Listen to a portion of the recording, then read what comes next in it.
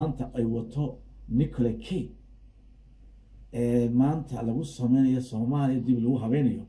waa siyaasad ay lagu sameeyay Garow road map Garow lagu sameeyay waxaanu salka ku haya himilooyinkii fikradii Maxamed Siyaad Barre Garow markii ku shirayaan Soomaaliya ina Soomaaliland waa la diiday 18 gobol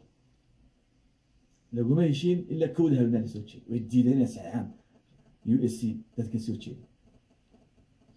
shirweyne markii dambe la ilaa xamar baa lagu sheegayaa odayaasha baarlamaanka la urursaday ayaa lagu saxay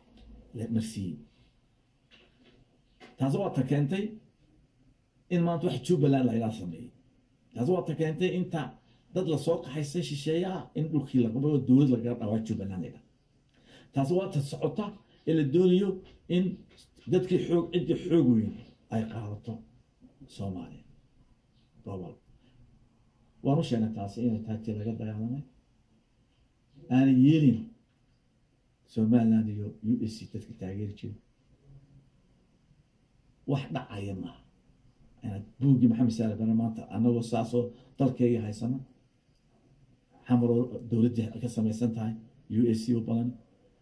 in la naqdusha laga saaro magaalada saay fikradda Garow lagu soo abuuray ee xaq darada cadaalad darada ee dhulboolka it never happened